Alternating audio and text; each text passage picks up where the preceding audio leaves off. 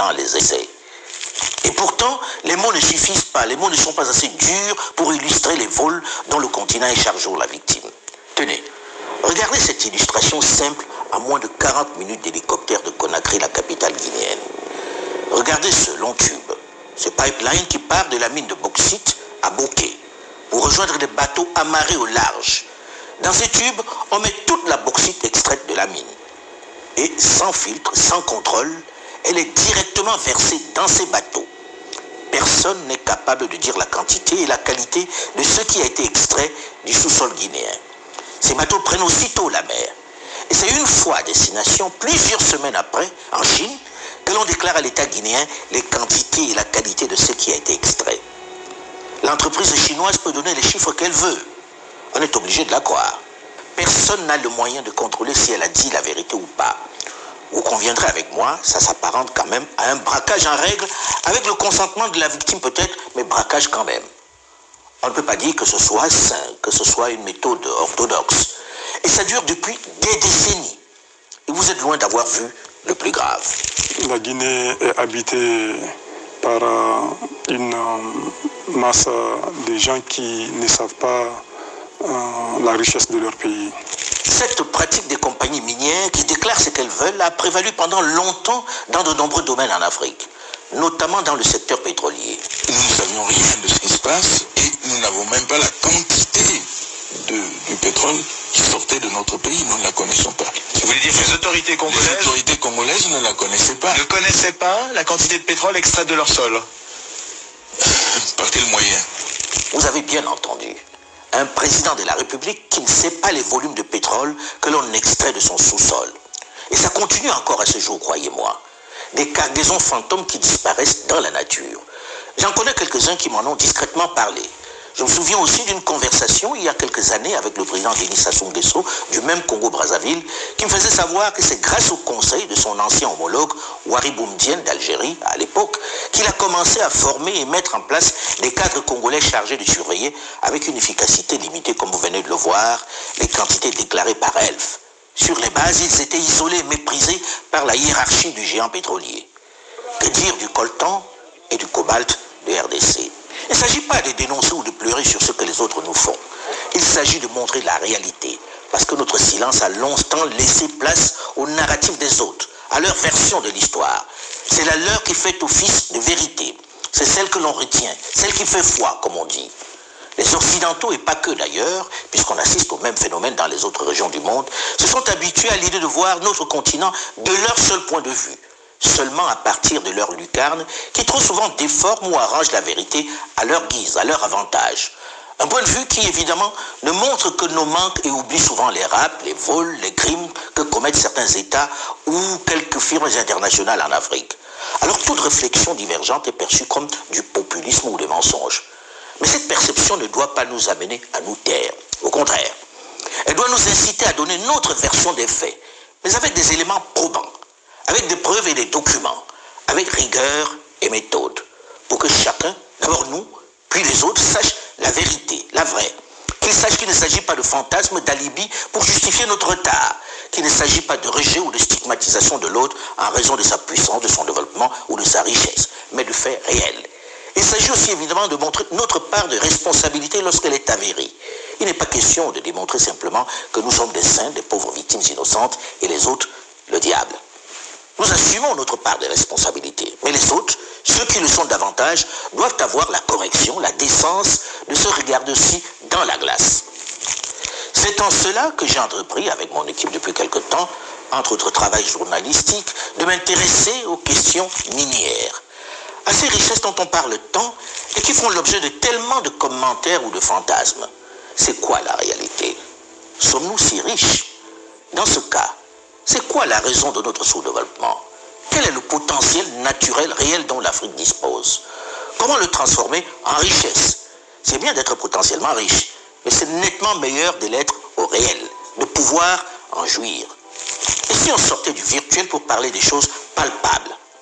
Après la RDC et ses mines, son cobalt, son coltan, son cuivre, son or et ses diamants, cap dans cette série consacrée aux richesses minières d'Afrique sur la Guinée, celle de Sékou Touré, celle de Conakry, celle du colonel Mamadi Doumbouya. Présentée comme l'un des plus grands pays miniers du continent, et ce n'est pas un mythe, elle est pourtant classée parmi les plus pauvres de la planète, avec plus de 44% de la population qui vivent avec moins d'$1 par jour. Avec ses richesses, la Guinée est pourtant, en termes d'indice de développement humain, 178e sur 189 pays. Comment expliquer cette incongruité? Vous avez le diamant et l'or, vous avez la bauxite et le fer, et tout dernièrement, un permis d'exploitation a été donné pour le graphite. De façon résumée, ce sont les 5 minéraux utiles que la République de Guinée est présentement en train d'exploiter. Autant de richesses sur un même territoire de 245 857 km². Mais on va se concentrer dans cette série sur les 3 principaux minerais que sont la bauxite, le fer et l'or. Autant de richesses qui ont suscité depuis une 60aine d'années la ruée des grandes entreprises minières et de certains États vers la Guinée. Nous sommes à l'aéroport de Conakry. Derrière moi, l'hélicoptère qui va nous amener sur les champs de mines. On va aller voir la bauxite. Comment c'est exploité ici? Qu'est-ce qui fait que l'on soit si riche et qu'en plus on ne puisse pas en profiter? Qui vole cette bauxite? Dans quelles circonstances? Comment c'est contrôlé? Qui fait quoi en réalité? Nous vous invitons à aller voir ça et puis on en parle au cours de ce voyage qui va être un voyage exploratif. Suivez-moi. Commençons notre visite par le plus connu de tous ces minerais. Celui qui colle le plus à la Guinée. Celui dont on parle le plus. La bauxite. La Guinée possède les plus importantes réserves mondiales de bauxite et la qualité de ces gisements est l'une des meilleures en raison de la concentration du minerai. Elle est le 2e producteur de bauxite au monde derrière l'Australie, mais elle est la première réserve de bauxite au monde, avec les 2/3 des réserves de la planète. Autant dire que c'est Bauxite Land. Mais à quoi sert la bauxite en réalité? Elle revêt une importance capitale pour la planète, pour l'industrie mondiale, puisqu'elle sert à fabriquer l'aluminium qui rentre dans quasiment tous nos objets et ustensiles du quotidien. Les casseroles, les couverts, les poêles, les emballages de médicaments, les pots de certains yaourts, les barquettes alimentaires, les canettes et même dans la construction des véhicules. Et la liste n'est pas exhaustive. C'est dire si la demande pour toutes ces industries est importante et en forte augmentation. C'est en cela que la Guinée revêt une importance capitale, un attrait certain pour la planète entière, puisqu'elle possède les plus importantes réserves mondiales de bauxite. Ces réserves sont estimées à plus de 40 milliards de tonnes, localisées essentiellement dans la région de Bokeh, vers laquelle nous nous dirigeons. Une région dans laquelle les firmes chinoises se sont fortement implantées. Nous assistons donc à cette réalité criarde, à ce scandale. Des pipelines qui drainent les minerais bruts creusés directement sur les bateaux. Pas de centre de triage, pas de zone de contrôle. Les minerais creusés sont directement versés sur les bateaux à quai. Pas de tri. Une fois les bateaux remplis, ils peuvent partir en toute tranquillité. Et c'est une fois arrivé en Chine que la firme déclare ce qu'elle a extrait. Les quantités et la qualité. Cette pratique dure depuis des années. Et à ceux qui se sont offusqués de ce process, notamment les autorités de la transition, les firmes ont encore une fois utilisé les arguments scientifiques pour expliquer leurs mesures, la technique. On se base sur le principe d'Archimède, le tirant d'eau. Comme tout modèle, c'est le modèle des températures constantes, pression constante, tout ça. Il faut améliorer ça. On ne peut pas savoir pour sûr quelle est la quantité de minerais qui part dans notre pays en se basant que sur ce tirant d'eau. C'est dit, et par un spécialiste, par le nouveau directeur des mines de la Guinée. Et on ne peut pas savoir ce qui a été extrait. Le principe du tirant d'eau est encore une escroquerie bien vendue aux ignorants. En gros, ils font ce qu'ils veulent à la barbe des autorités qui très souvent sont complices. Je dois avouer que c'est l'une des premières incongruités que le président Mamadi Doumbouya et son directeur de cabinet, Djiba Diakité, m'ont mentionné lorsque je suis venu le voir en septembre 2021. Le président m'a dit que nous défendions un régime qui, avec certaines firmes, suçait à ciel ouvert chaque jour le sang des Guinéens. C'est ce qui a poussé ma curiosité pour que je vienne voir cette pratique de près. Une fois qu'on a assisté à ce braquage à ciel ouvert, on se dit qu'on a tout vu. Erreur. L'année dernière, d'après les chiffres de 2021, la Guinée a exporté à peu près 88 millions de tonnes, métriques tonnes. Principalement, près de 90% sont été drainés en Chine. Voilà les chiffres. En gros, les entreprises chinoises ont dit à la Guinée, voilà ce qui vous revient. Et on s'y fie. Pendant qu'avec ces revenus, ils s'enrichissent et développent leur pays, regardez à quoi la ville d'où part l'essentiel de la bauxite du monde ressemble. Ici, dans un énorme nuage de poussière, on extrait des dizaines de millions de tonnes de bauxite. Pour le seul premier trimestre 2020, qui n'était pas réduisant, qui se faisait dans un chaos indescriptible, les quantités déclarées et extraites malgré les vols dans cette région de Bokeh représentaient environ 3 millions de dollars. Pas un centre hospitalier, pas une université, pas un centre de formation. Et ne vous y trompez pas, l'essentiel des jeunes ici, dans la région de Bokeh, ont une autre activité. Ils ne sont pas dans la mine, non.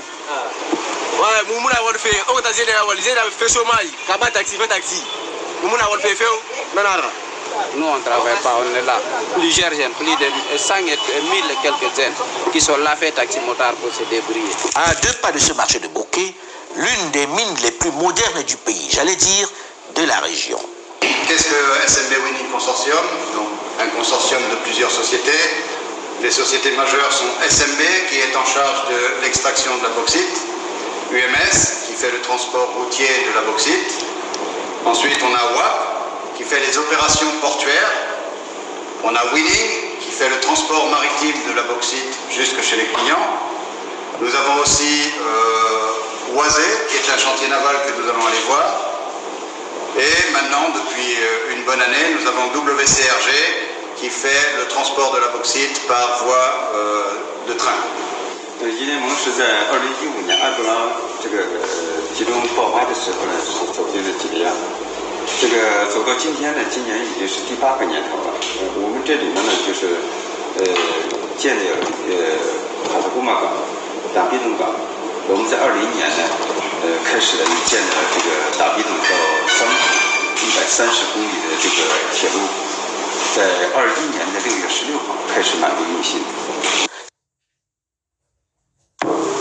C'est incroyable qu'un poulet qui vole. 2 menus pour 10 €. En ce moment, c'est KFC. Cette mine est une véritable ville, avec toute la modernité. Son aérodrome privé, ses trains, son chemin de fer très privé, ces nombreux camions de transport qui traversent dans un nuage de poussière la ville de Bokeh à longueur de journée. Son chantier naval qui entretient en plus de ses propres navires d'autres bateaux dans la sous-région. Son port d'où elle embarque directement sa production de bauxite. Et ici aussi, on utilise les mêmes techniques pour déclarer ce que l'on a extrait du sous-sol. On met tout directement dans le bateau. C'est une fois en Chine qu'ils annonceront ce qu'ils ont extrait. Il y a l'absence notoire du pouvoir au niveau de ces compagnies. On doit être investi des moyens. Et quand on laisse les compagnies à elles-mêmes, elles font ce qu'elles veulent. Elles font du n'importe quoi. Elles maximisent le profit sans contrainte. Pour moi, il s'agit d'une notion bien connue en règle mathématique, en règle de business. Il faut de l'optimisation sous contrainte. Et les contraintes viennent de l'État. Que les sociétés optimisent leurs profits, c'est normal. Que l'État aussi met des contraintes, c'est aussi normal. C'est seulement en mettant ces deux choses l'une en face de l'autre qu'on arrive à avoir un bien-être social, un bien-être collectif. C'est vrai que ces entreprises ont fait ce qu'elles veulent sur le terrain pendant toutes ces années. Ici, en apparence, tout va très bien. On a même intégré les Guinéens qui occupent quelques fonctions importantes. Les engins sont également conduits par des chauffeurs guinéens. Tout a l'air parfait. Les employés sur place s'abstiennent de dire ce qu'ils pensent. Ils n'osent pas dénoncer ouvertement une chose dont ils parlent tous en cachette. Le droit du travail. Ils ne veulent pas risquer de perdre leur emploi. Mais à moins de 3 km de là, les anciens ouvriers sont plus généreux en confidence. SMB Transport Wapo d'Apilo. Mais aller là, on est en Santou. Depuis qu'on est parti là-bas, quand même, il n'y a pas une condition de vie. Ni aussi les salaires. Et en condition de vie, quand tu tombes malade, tu restes à la maison. Même si c'est 2 jours, quand tu pars, on ne paye pas. Même si tu es parti là-bas pour rembourser ton argent, et aussi c'est difficile de gagner ça. Nous, avec les superviseurs qui ont travaillé, tout ça là, quand même, le travail de mine, là où on travaille, quand même, c'est difficile. C'est difficile.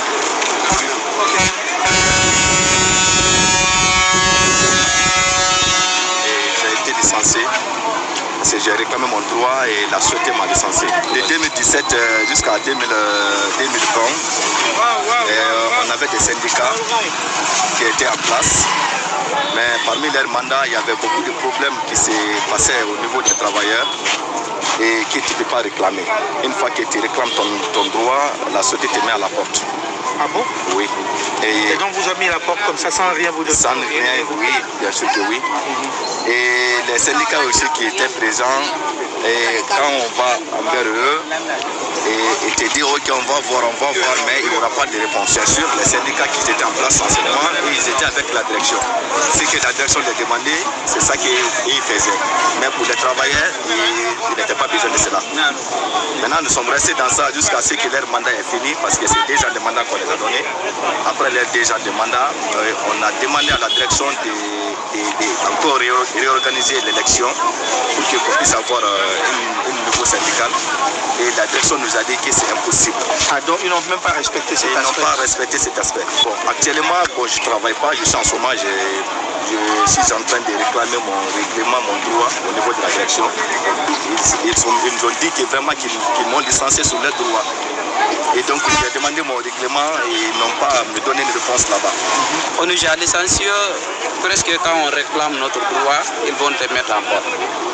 Quand on te travaille, tu n'as même pas de contrat de travail, tu n'as même pas assuré de la condition de vie. Il n'y a pas de condition de vie de travailleur. Si cette complainte était celle d'une ou deux personnes avec lesquelles nous avons fixé un rendez-vous, on pourrait penser qu'ils sont peut-être les rares mécontents ou les aigris de la mine. Mais nous avons été pris d'assaut sur le marché par les jeunes qui avaient tous une expérience négative de leur passage dans la superstructure. En vrai, où est l'État dans cette vaste entreprise? De quels moyens dispose-t-il pour veiller sur les droits et les intérêts des travailleurs guinéens? Nous n'avons évidemment pas résisté à la tentation de poser la question aux responsables de la SMB, la société minière de Bokeh, de leur part de responsabilité sociétale. Une entreprise de cette taille a quand même cette obligation d'apporter de l'aide aux riverains. C'est écrit dans leur convention. Voici où nous avons été dirigés, vers cet abri que le consortium a construit à la sortie de l'usine. Nous y avons rencontré le chef du village, réuni avec quelques femmes sous cet abri. Des personnes bien acquises à l'entreprise, évidemment, préparées pour nous recevoir. Une société SMB Bining Construction, et donc à signer l'angle et par l'école film 3 classes. Après et par la kirana for la mobile, kirana sa de gourfi rapport. À Sarende et par l'angar qui mobile marché. Évidemment, le chef a été préparé pour tresser une couronne au consortium. Vous conviendrez avec moi qu'un abri, un puits et quelques salles de classe, ça fait un peu léger au regard de la taille et des profits que réalise cet immense consortium à qui beaucoup de griefs sont faits depuis des années par les riverains. Le rail, ça passe, ça nous on est là, on ne travaille pas. Le poussière, ça nous fatigue. On ne travaille rien. Nous, on ne travaille pas. Il n'y a pas de salaire, il n'y a pas de ni rien. Nous ici, nous la population, on n'a rien. Il n'y a pas l'eau, on n'a pas courant, on n'a pas route. Il y a même, on a faim. Il n'y a aucun traitement qui est bon. Actuellement ici, la pollution, même si tu arrives à accrocher tes habits dans la nuit, d'ici le matin, tu verras que tous tes habits là sont devenus rouges. Les acajou, les manguiers, ça ne donne plus les fruits que ça doit donner. C'est vrai qu'ici, avec la fréquence des camions et l'absence des routes, l'on vit dans un épais nuage de poussière. Et que c'est impensable, c'est inacceptable que l'un des pays les plus riches de la planète, étant la puissance mondiale, les 2 tiers des réserves bauxitiques qui se trouvent ici, et qu'on tire de toutes ces richesses-là d'une préfecture comme Bokeh, et que moi, c'est là où j'ai passé 7 ans, et que je reviens maintenant en tant que ministre de la République, et qu'on n'ait pas de route, que les goudrons qu'on a laissés, avant ma naissance, que ce sont ces goudrons-là que les miniers ont détruits, et que les populations riveraines n'ont pas les moyens de manger 3 fois par jour. Ça, mais la faute à qui? La faute est à la fois au gouvernement, mais aussi aux opérateurs miniers. Le cas de Bokeh, près de 2 milliards de dollars par an. Et que la préfecture de Bokeh n'a ni courant, ni eau, et les goudrons qu'on a trouvés avant l'essor dans le domaine bauxitique, ces goudrons-là, on les a détruits.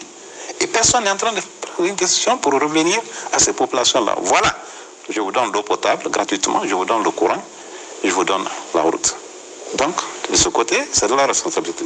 Mais c'est surtout de la responsabilité des gouvernants.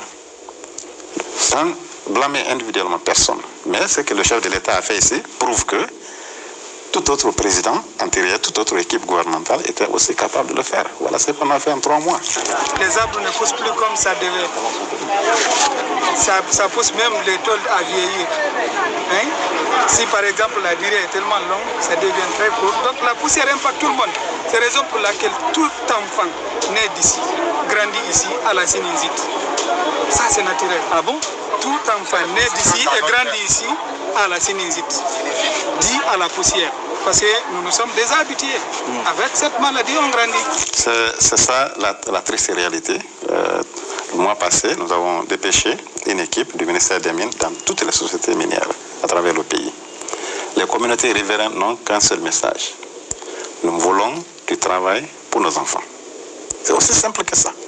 Encore une fois, le code minier et aussi les différentes conventions de base consacrent la même réalité. Chaque entreprise minière est obligée de construire un centre de formation professionnelle dans les localités où elles opèrent. Ça, c'est le code minier de la République de Guinée qui le dit. Encore une fois, il faut que le chef de l'État commence à le faire. Et c'est ce que nous sommes en train de faire. Moi, je vais partir en France en clandestin. Je fais ça. En clandestin. Je vais partir. Je vais chercher money. À la vérité, les firmes qui exploitent la bauxite ici n'ont pas vocation à s'occuper des populations riveraines, même si les conventions prévoient ce volet. Elles n'ont jamais été respectées.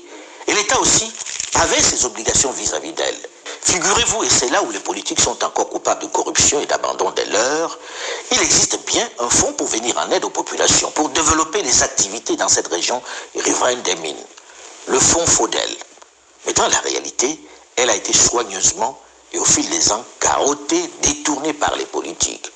Parmi eux, au passage, certains et pas des moindres qui crient aujourd'hui très fort au retour rapide de l'ordre constitutionnel. Question de se remettre à table. C'est à cela que s'est attaqué le colonel Mamadi Doumbouya. La loi guinéenne, le code minier encore, consacre que chaque entreprise minière ouvre un compte qu'on appelle Fonds de développement local, FODEL. Ces fonds-là ont toujours renfloué ces caisses et ces communautés riveraines. Ces fonds-là devraient être utilisés par les différents régimes. Mais vous dites bien devrait. Pour l'instant, on a le sentiment que ça n'a pas été utilisé pour les populations. C'est la raison pour laquelle, dès le 5 septembre, le chef de l'État, quand il est venu, il a gelé tous ces comptes de FODEL. S'il ne l'avait pas fait, nous ne serions pas là où nous sommes aujourd'hui. Dieu merci qu'avec ce gel-là, tous ces comptes FODEL-là sont assis en bonne santé à la Banque centrale de la République de Guinée. Maintenant, le ministère des Mines et le ministère de l'administration du territoire vont travailler avec chacune de ces communautés-là pour les aider à monter les projets prioritaires de développement. Donc, malheureusement, ce qui est fait par le chef de l'État maintenant, là, devrait être fait des années avant. Mais nous venons de commencer. Il faut renverser la tendance de 63 ans en 9 mois et maintenant en 36 mois.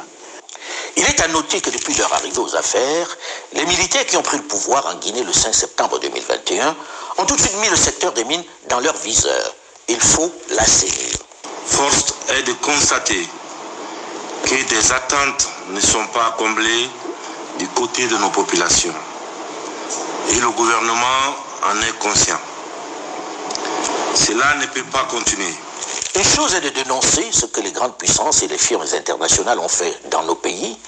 Une autre est d'évoquer la part de responsabilité de nos dirigeants et cadres, de nos politiques qui sont trop souvent complices coupables de ces pillages. Dans l'histoire de la bauxite de Guinée, tout ne peut pas s'expliquer que par l'ignorance des aînés qui ont signé des conventions dont ils ne mesuraient pas toujours la portée, des contrats qu'ils ne comprenaient pas toujours. Les plus gros rapts ont souvent été réalisés avec le concours des intellectuels. Ce n'est pas plaisant à entendre pour les politiques, mais pendant ces 60 dernières années, après l'ignorance du début, les gouvernants qui se sont succédés n'ont pas brillé par leur gestion des immenses richesses de la Guinée. Et beaucoup de cadres et de politiciens sont les premiers responsables de ce pillage. Ils ont contribué à voler les richesses de ce pays. Pour ce qui concerne les ressources humaines qui ont fait de bonnes formations, la Guinée pullule de cadres. J'ai des amis qui ont fait MIT aux États-Unis, j'ai des amis qui ont étudié en Suisse. Ils ont vu des modèles qui marchent ailleurs. Mais une fois qu'ils sont au retour dans leur pays qui est le nôtre, ils deviennent le problème au lieu d'être la solution. Donc actuellement, la variable explicative de notre retard ou du fait qu'on ne profite pas de la richesse de notre sous-sol, c'est clairement un manque de volonté lié à la corruption. Figurez-vous même que des élus au sein de l'Assemblée nationale se sont entendus pour livrer cette manne aux firmes internationales en décidant un jour, tout simplement, de priver le pouvoir de ses revenus en votant un texte pour faire sauter la taxe à l'exportation. Est-ce que vous savez que la Guinée avait instauré, sous la Première République déjà, une taxe à l'exportation? C'était une mesure incitative à la transformation des matières premières. C'est-à-dire que lorsqu'on exporte la bauxite, pour les inciter à transformer la bauxite en alumine, on leur a imposé une taxe à l'exportation de plus de 22 $ la tonne. Et nous qui exportions de l'alumine, parce que je parle du cas de Friguia où j'ai travaillé, nous payions 17 $ parce que nous exportions l'alumine et l'État aurait voulu que nous exportions de l'aluminium. Donc c'est une mesure incitative à la transformation. Mais non seulement cette mesure incitative qui permettait d'avoir des revenus pour le pays, cette mesure a été arrêtée, personne ne sait comment et pourquoi. Vous voulez dire que du jour au lendemain, on a banni la mesure à l'exportation? La taxe à l'exportation, elle a été arrêtée sans préavis. Et aujourd'hui, qui l'arrête? Mais à l'époque, ce n'est pas plus pas moins que le gouvernement qui était là en place. Mais je ne peux pas vous rentrer dans les détails. C'est en quelles années? C'était sous le régime du président Lansana Conté vers les 93-94. Ce n'est pas tout. Les conventions imposaient à chaque fois, à chaque compagnie qui produit plus d'une tonne de minerai de bauxite, de construire une raffinerie. Une disposition qui devait au moins freiner cette propension à faire de la Guinée un simple pourvoyeur de matières premières. Elle devait permettre la transformation en alumine sur place, ce qui aurait créé des milliers d'emplois et de la valeur ajoutée. Aucune de ces compagnies ne l'a jamais fait. Ce sont des gens qui ne sont pas des missionnaires. Ils sont là pour faire business. Ils profitent de notre ignorance. Les conventions sont écrites. Les termes de ces conventions ne sont pas appliqués. Ça revient à l'État d'assurer son rôle régalien afin que ces conventions soient respectées pour le plus grand bien de tout le monde. Assurément. C'est d'abord à l'État de veiller à ce que les conventions soient respectées. Les opérateurs miniers, en venant en Guinée, en signant leur convention de base, en négociant avec l'État de leur faire tous ces cadeaux-là, les listes minières. Vous savez que toutes les sociétés minières importent gratuitement tout ce qui entre dans leurs opérations, dans leur production ici, sans payer des taxes. Et c'est une saignée financière pour la République de Guinée. Nous le reconnaissons. Je sais combien ça coûte à l'État guinéen. Mais le président de la République demande de faire appliquer la loi. Alors, malgré tout, ces sociétés minières-là sont venues pour négocier avec les différents régimes pour leur promettre que nous allons faire des raffineries de telle période à telle période et de telle capacité, ensuite allant à cette capacité, connaissant la situation économique et énergétique de notre pays. Alors là, c'est une promesse qu'elles ont prise elles-mêmes de façon volontaire. Et à cause de ça, l'État a fait beaucoup de concessions en acceptant de perdre beaucoup en matière de revenus. À la question de la transformation sur place, nous avons beaucoup écouté l'argument des miniers, petits comme grands, selon lequel le pays n'a pas assez d'énergie pour alimenter, pour faire fonctionner les raffineries. C'est vrai. Mais la clause de la construction des raffineries, il l'avait signée en connaissance de cause. Elle était dans les conventions et les différentes compagnies et consortiums signataires de ces contrats en avaient conscience. C'est un argument qui ne tient pas la route. Lorsque l'on veut réellement investir dans l'alumine, on sait que ça va avec l'énergie. Dans le business plan, on intègre l'énergie. Lorsque vous voulez acheter un véhicule, vous savez très bien que vous n'allez pas acheter un véhicule qui n'a pas de volant ou qui n'a pas de pneus. Ça fait partie. On a un élément, un exemple de base qui est Friguia. Friguia exploitait de la bauxite comme les autres compagnies bauxitiques, mais Friguia transformait sa bauxite en alumine. Ils avaient les mêmes problèmes énergétiques, pire. Il y a 50 ans que cela se faisait. Aujourd'hui, on a construit 2 barrages. La disponibilité en énergie est beaucoup plus grande aujourd'hui qu'elle qu'elle l'était il y a 50 ans quand on construisait Fria. Dans les 6 mois, 9 mois qui viennent, la République de Guinée, la zone de Bokeh, qui va englober 99% des raffineries, va avoir la quantité d'énergie suffisante pour toutes les raffineries dans notre pays. Et en plus de ça, les Américains sont sur le point de venir dans les semaines qui suivent pour avoir une usine de gaz liquéfié qui sera implantée ici, sur le territoire national, dans la région de Bokeh et de Kamsar là-bas, et qui va ravitailler toutes les entreprises minières qui sont intéressées dans la transformation de la bauxite en l'aluminium. Donc l'aspect énergétique... À un coût qui serait raisonnable? À un coût qui serait plus raisonnable, on le sait, parce que l'énergie, le coût de l'énergie représente l'ossature de la structure des coûts d'une raffinerie. Ça, nous le connaissons. Mais aussi, il y a aussi des raffineries en bloc, c'est-à-dire des raffineries prêtes à utilisation qui viennent avec leur énergie incorporée. Désormais, l'action sur place devient incontournable. C'est un impératif et sans délai. Plusieurs conventions mentionnent le raffinage sur place. Ces engagements sont lettres mortes aujourd'hui. En réalité, lorsque l'on visite le secteur de la bauxite en Guinée, on mesure le côté filou, le côté un peu voyou de nombreuses compagnies, mais également la propension de certains dirigeants, certains responsables à la corruption, au profit personnel. Ils ignorent superbement l'intérêt de leur pays et leurs administrés. Tenez par exemple, lorsque vous avez 3 compagnies étrangères qui débarquent et qui, dans la convention, proposent de construire chacun dans son contrat un réseau de chemin de fer, des kilomètres de route sur le même parcours, et ils promettent chacun qu'ils reviendront plus tard à la Guinée, je suis surpris. Et je refuse de faire insulte à l'intelligence des Guinéens qui ont négocié et signé ces contrats pour penser qu'ils n'ont pas vu qu'il y avait des doublons et des non-sens, que pour eux c'était logique, que ça leur a échappé qu'il y avait des choses absurdes dans ces conventions qui se superposent. Je refuse de croire qu'il ne va penser à mutualiser ce projet pour les rendre cohérents, avec un seul chemin de fer transguinéen. Pas des hypothétiques bouts de chemin de fer sans aucune cohérence. De combien de réseaux de chemin de fer la Guinée a besoin? S'ils ne l'ont pas fait exprès, alors ils devraient se taire. Ils devraient se faire plus discrets et surtout se garder de critiquer les militaires parce qu'eux au moins ont tout de suite vu l'incohérence. Et s'y sont attaqués d'entrée.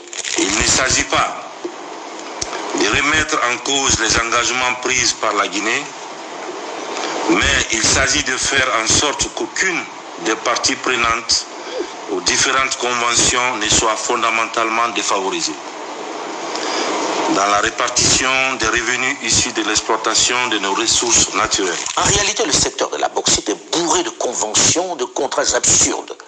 Et ce qui est remarquable, c'est que le CRND, le groupe de militaires qui est arrivé au pouvoir en renversant le professeur Alpha Condé, sans expertise, n'a même pas touché aux conventions. Ils ont juste décidé de mettre un terme à ce pillage. Une centaine de permis ont été retirés, c'est-à-dire près du tiers des permis donnés. Depuis le 5 septembre, le chef de l'État est venu, il a dit qu'il faut mettre un gel. On n'octroie pas de permis minier. La situation est tellement corrompue, il faudrait tirer au clair la situation des titres et permis miniers. Alors au Conseil des ministres, il m'a instruit, le ministre des Mines, de ne plus octroyer de permis jusqu'à l'assainissement complet du cadastre minier. C'est ce qui fut fait. Donc depuis ces 8 derniers mois, nous sommes en train de voir au cas par cas tous les permis dormants, tous les permis qui sont restés inactifs, ou tous les permis dont les obligations contractuelles en matière de volume de travail à accomplir, en matière de volume d'investissement à faire, en matière de taxes superficielles, en matière de droits fixes à payer à la République de Guinée. Dans chacun de ces cas, nous avons répertorié et nous leur avons adressé, selon les provisions du code minier, des lettres de mise en demeure de 30 jours pour se mettre en rapport. Dans tous les cas, pour une soixantaine de sociétés minières où les gens n'ont pas essayé de se mettre en conformité avec leurs obligations contractuelles avec la Guinée, ces permis-là ont été retirés et le compte rendu a été fait au chef de l'État. Vous et nous ne pouvons plus continuer à ce jeu de dupes qui perpétue une grande inégalité dans nos relations. Il faut la corriger et c'est maintenant. Je vous invite à cette démarche qui devient un impératif catégorique et non négociable. Et ce, avant la fin du mois de mai. c'est-à-dire on est en avril, c'est d'ici la fin du mois prochain. Je veux, Monsieur le Premier ministre, qu'on me réponde sur ça.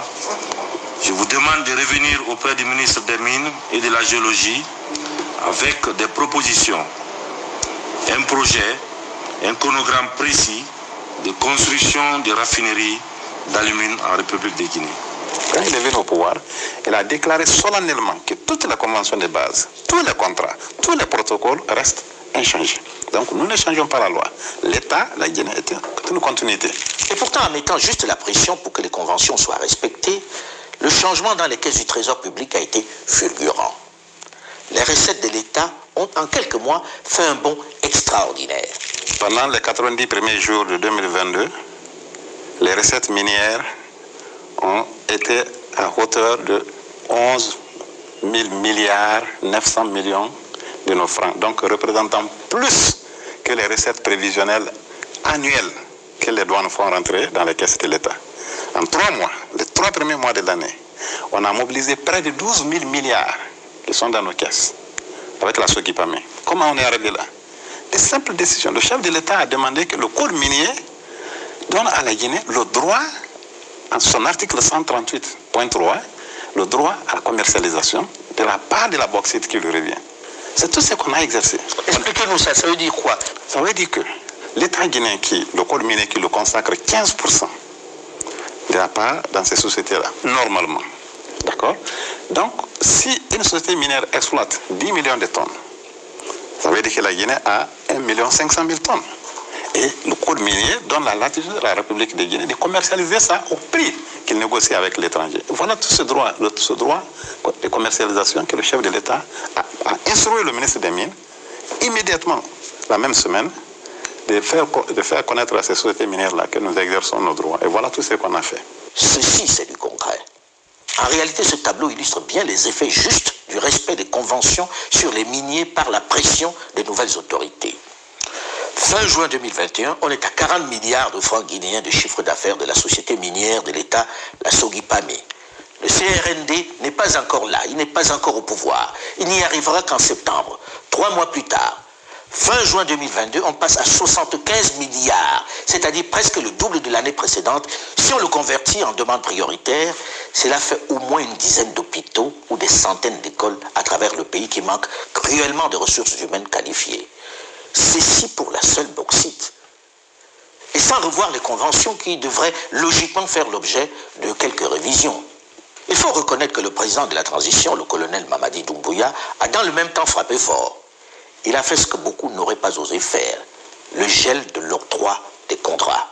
Un engagement ou une obligation non tenue est une cause de nullité de la Convention.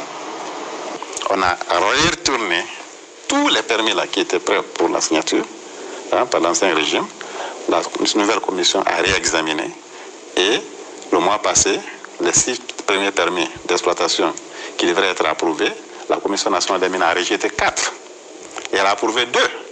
Une seule société qui a été approuvée par la Commission nationale des mines. Et là, je suis très heureux de reporter ici que le 23 juin dernier, son Excellence Monsieur le Président de la République a signé son tout premier permis d'exploitation en République de Guinée. Donc, pour qui? C'est pour quelle entreprise? C'est la société Achapura. Achapura est aujourd'hui la seule société minière encore qui est capable ou qui est considérée être capable dans les 12 mois qui suivent de passer d'un projet, en phase de projet, à la phase de commercialisation. Le président Doumbouya a convoqué de façon très polie mais très militaire les patrons de mines, quelle que soit leur taille et leur origine. Eux qui étaient jusque-là les maîtres du pays, qui faisaient la loi, qui tenaient en otage le gouvernement et toute la population, et leur a donné un ultimatum sans ambiguïté. Le président de la République a convoqué les CEO des sociétés et leur a donné des ultimatums. Tout manquement au respect des délais de construction des raffineries se traduira par des pénalités requises. La transformation de la bauxite en alumine ne doit pas se limiter seulement à la mise en place des usines de raffinerie. Toutes les matières premières et produits rentrant dans la transformation doivent être produits sur place. C'est seulement à ce prix que nos ressources naturelles seront un levier de développement pour nos populations. Le gouvernement est conscient de la complexité d'un projet de construction de raffineries d'aluminium en Guinée. Cependant, le respect des conventions de base reste pour nous non négociable. C'est pour cela qu'un comité sera prochainement mis en place pour proposer aux compagnies minières qui se mettront ensemble pour la construction des raffineries en Guinée. La colère du président ne s'est pas limitée dans le domaine des mines à la bauxite. L'or, mais également le fer, dont la Guinée est encore l'un des plus grands réservoirs mondiaux, dont nous parlerons dans la seconde partie de ce reportage, en fait également l'objet de réelles révolutions. Dans ce domaine aussi, les autorités et les miniers ne se sont pas gênés pour piller la Guinée. Les scandales sont au moins aussi importants que dans la bauxite. On ne peut pas ne pas les mettre au grand jour. Lorsque l'on parle de la richesse de l'Afrique, la plupart des gens se demandent à quoi ça ressemble. C'est toujours très très virtuel. Lorsque l'on parle de la richesse des sous-sols africains, on se dit c'est quoi cette histoire? Eh bien il suffit de voyager sur le continent pour le voir. Il suffit d'arriver dans certains endroits pour comprendre à quel point nous avons été dotés de richesses que nous n'exploitons pas. Nous sommes ici à 1636 mètres de hauteur, d'altitude, dans le Simandou. Et regardez, il suffit d'aller sur le bord de cette route pour voir du fer, du minerai de fer en haute teneur. Il n'a pas encore été travaillé et il est partout, partout. Quand vous vous déplacez, ce caillou sur la place, c'est du fer. Partout il y a du fer. Et ici, on a décidé de l'exploiter différemment. On a décidé enfin de se l'approprier. Mais comment se l'approprier? Puisque jusqu'à une certaine date, et c'est ce que signent les politiques, ils avaient donné ça à quelqu'un pour 35 ans. Après, on allait leur donner ces infrastructures qui sont très belles. Sur cette énorme montagne qui est bourrée de minerais de fer. Bourrée de minerais de fer. Quelqu'un allait les exploiter pendant 35 ans et allait dire, je vous donne des infrastructures. Sauf qu'au bout de 35 ans, il ne reste plus grand-chose. Personne de nous ne saura, mais c'est à ce moment précis ce qui restera de là. Et c'est dans cela que c'est intéressant d'avoir renégocié. Parce qu'en réalité, ces richesses sont là. Regardez, partout il y en a. Il y en a. Il suffit de se baisser pour ramasser. Mais n'est-ce pas l'obligation des politiques, des dirigeants, de se décider à un moment donné de dire, ok, nous n'avons pas la technologie, mais arrêtez de nous prendre pour des idiots, de renégocier pour que ceci soit exploité ici et que cela bénéficie aux populations. Regardez cette énorme montagne, il n'y a que ça partout, partout. Mais on ne va pas attendre 35 ans pour en bénéficier. Et c'est dans cela que c'est intéressant. À vous aussi dans vos pays de vous interroger, de savoir qu'est-ce que nous avons sous nos pieds et comment on deal pour que ça marche, pour que ça profite à tout le monde. C'est ça la réelle question, comment on deal? Le deal d'ici, il est facile, il est là. Celui qui arrive, qui vous dit non, on va dépenser beaucoup d'argent, il dépense parce qu'il sait qu'il va gagner. Peut-être qu'il faut que nous aussi, nous gagnions pendant qu'il gagne. C'est du win-win et c'est de cela qu'il est question. On ne dit pas qu'il faut chasser qui que ce soit, non. Puisque nous n'avons pas encore la technologie. On dit formez-nous, transmettez-nous la technologie, mais en même temps respectez-nous et n'attendez pas qu'on soit mort pour en profiter. Dans 35 ans, on ne sait pas ce que ça va devenir. Peut-être que ce minerai de fer ne servira à rien alors qu'aujourd'hui, tout le monde en a besoin. Tout le monde. Toute la planète en a besoin. Et nous sommes dans le pays qui a l'un des plus grands gisements au monde. Il faut que ça profite aux Guinéens. Il faut que ceux qui sont ici ne regardent plus ça simplement comme une pierre, mais comme un cadeau du ciel. Et ils doivent en bénéficier. Vous souhaitez vendre votre voiture? Recevez une offre en ligne maintenant sur vendezvotrevoiture.fr. C'est pourquoi par moments je trouve presque incongru que les politiques, autres profiteurs et autres compagnies internationales, certaines nations dont ces firmes sont originaires, nous amènent beaucoup trop souvent à nous focaliser sur la politique, sur les bagarres au sommet de l'État, sur les détails de la transition, sur l'extrême urgence des élections. Ils en font une priorité pendant qu'ils se servent. C'est important, mais est-ce l'urgence des urgences lorsque l'on sait que ces politiques sont les mêmes et n'ont pas les moyens d'apporter des changements radicaux dans un pays exsangue? On en parle dans la seconde partie de ce reportage que je vous recommande fortement parce que les scandales et les changements sont importants et spectaculaires dans le domaine minier en général en Guinée. Avec notamment les parts de l'État qui passent de 0 à 15% dans certains secteurs comme le fer. Juste en rediscutant. Des milliards de dollars de suite dans la caisse de l'État sans attendre 35 ans. On parlera aussi de l'or qui est le parent pauvre de ces minéraux dans ce pays avec ces damnés de la terre. Les mines en Guinée, c'est un réel hold-up. Et même si les soubresauts politiques revêtent une réelle importance, il ne faut pas perdre de vue ce qui va réellement changer le visage de ce pays aux riches ressources qui bénéficient plutôt à un petit nombre. À très vite pour la suite. Mais en attendant,